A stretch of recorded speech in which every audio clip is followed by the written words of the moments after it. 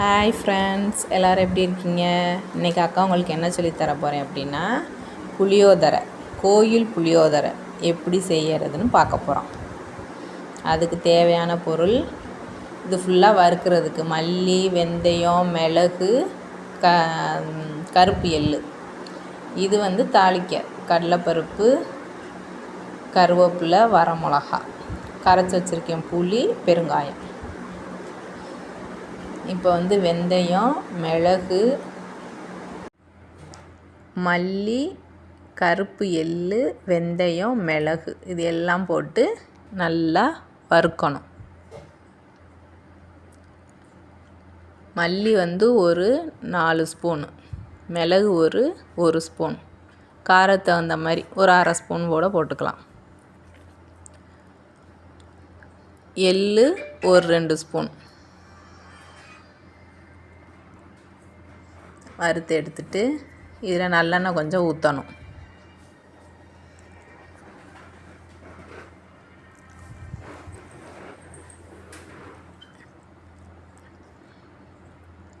இதில் வரமிளகா ஒரு 4-5 வரமிளகா போட்டு வறுத்து எடுத்துக்கணும்.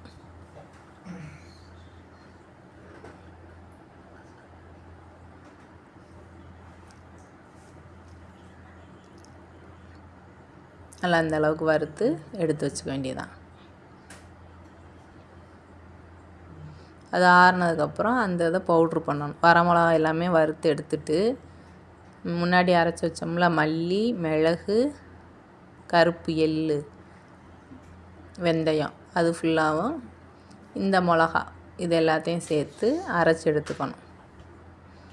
இப்போ நல்லெண்ணெய் கொஞ்சம் ஊற்றிட்டு இதில் கொஞ்சம் கடுகு உளுந்தம்பருப்பு,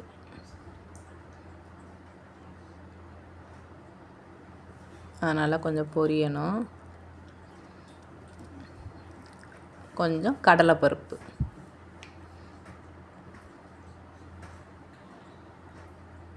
இதே நல்லா அப்படி லைட்டாக அப்படி கோல்டு கலர் வர வரைக்கும் அதை நல்லா அப்படி ஃப்ரை பண்ணணும்.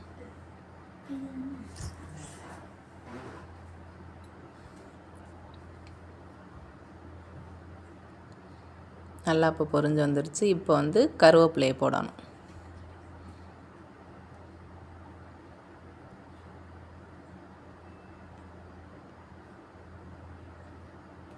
இதே நல்லா அப்படி வறுத்து எடுத்துக்கணும்.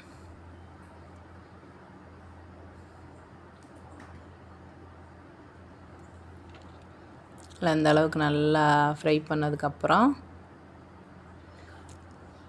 நிலக்கடலை இருக்குல்ல அதையும் போட்டு அப்படியே நல்லா வறுக்கணும்.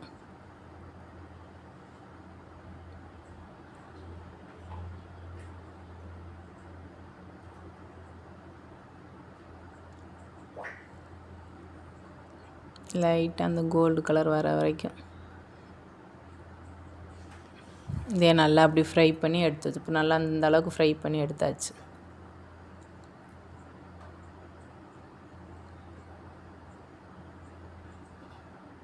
ஒரு பவுலில் அப்படியே ட்ரான்ஸ்ஃபர் பண்ணிவிட்டு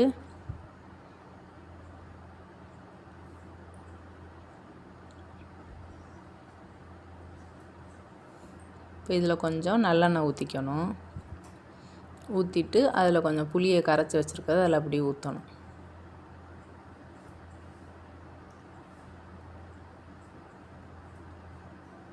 இது நல்லா கொதிச்சு வரட்டும் புளி தண்ணி.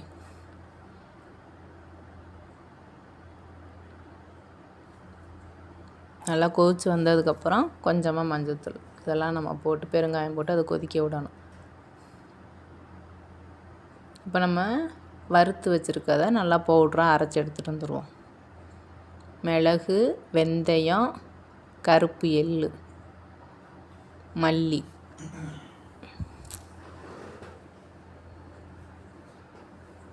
இது நல்லா பவுட்ரு பண்ணி எடுத்துக்கணும். அதோடு நம்ம வறுத்து வச்சு அந்த மிளகாயையும் போட்டு பவுட்ரு பண்ணி எடுத்துடணும்.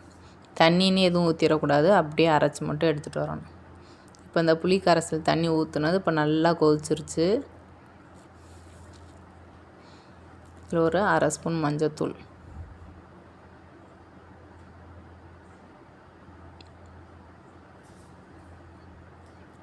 நல்லா அதை ரொம்ப தண்ணியாலாம் புளி தண்ணியை கரைக்காமல் ஓரளவுக்கு கொஞ்சம் கெட்டியாக கரைச்சி வச்சுட்டு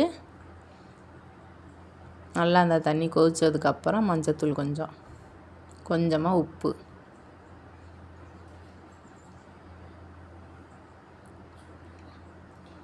அதையும் போட்டு நல்லா அப்படி கிண்டி விட்டுறணும்.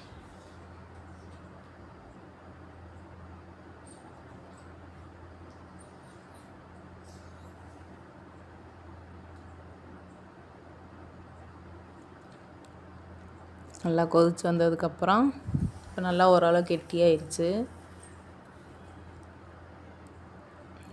பெருங்காயத்தூள் அது கொஞ்சம் போட்டு அதையும் நல்லா கிண்டி எடுத்துடணும்.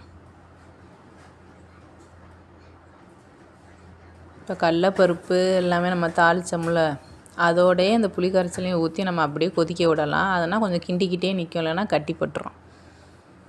அது தனியாக எடுத்து வச்சுட்டு நம்ம புளி கரைசல் இப்படி தனியாக வச்சிட்டோம்னா ஈஸியாக இருக்கும். இப்போ நம்ம அரைச்சி வச்சுருக்க அந்த பவுட்ரையும் அதில் போட்டுறணும்.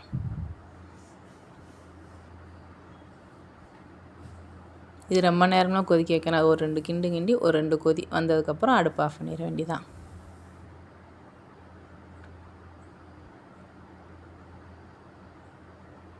அந்த பொடியை போட்டோன்னே கோயில் புளியோதரை வாடை இப்போயே கம்மான்னு அடிக்குது.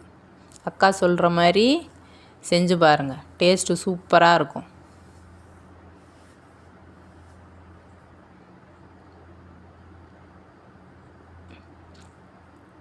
பார்க்கையிலே எப்படி சூப்பராக இருக்கா? கண்டிப்பாக ட்ரை பண்ணி பார்த்துட்டு எப்படி இருக்குன்னு சொல்லணும்.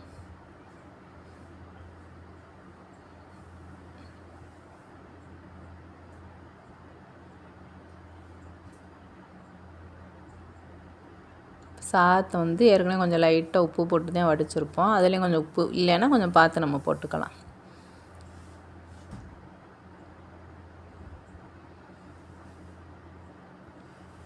இதில் நம்ம வறுத்து வச்சுருந்த அந்த எல்லாத்தையுமே இதில் போட்டுடலாம். கடலப்பருப்பு, கடுகு, உளுந்தம்பருப்பு, நிலக்கடலை, கருவேப்பிலை, வரமிளகா எல்லாமே அதில் அப்படியே போட்டு ஒரு கிண்டி எடுத்துட வேண்டியது. இப்போ இந்த சாதத்தில் கொஞ்சமாக நல்லெண்ணெய் ஊற்றிக்கணும்.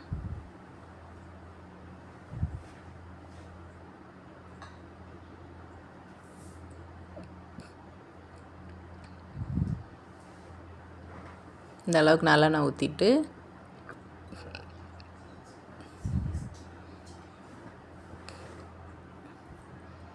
கிண்டி வச்சுருக்க அந்த மசாலாவை எடுத்து அதில் போடணும்.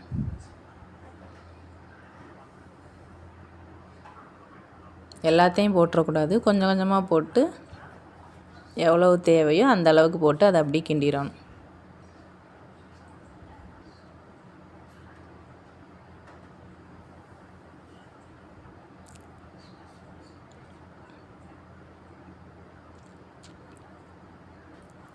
அப்படியே சாதத்து மேலே கொஞ்சம் கொஞ்சமாக போட்டு அடி பெரட்டி அப்படி கிண்டி விட்டுறணும். நம்மளுடைய கோயில் புளியோதரை ரெடி. இதே மாதிரி நீங்களும் கண்டிப்பாக ட்ரை பண்ணி பாருங்கள், டேஸ்ட்டு சூப்பராக இருக்கும். கிண்டி பார்த்துட்டு உப்பு இல்லை அப்படின்னா அந்த சாதத்து மேலே கொஞ்சம் உப்பு போட்டு நம்ம கிண்டிக்கலாம்.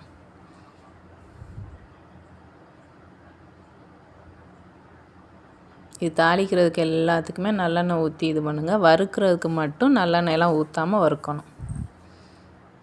கோயில் புளியோதரை ரெடி. இதே மாதிரி நீங்கள் ட்ரை பண்ணி பாருங்கள். அக்கா சேனலுக்கு லைக் பண்ணுங்கள், ஷேர் பண்ணுங்கள், சப்ஸ்கிரைப் பண்ணுங்கள். ஓகே, பாய்.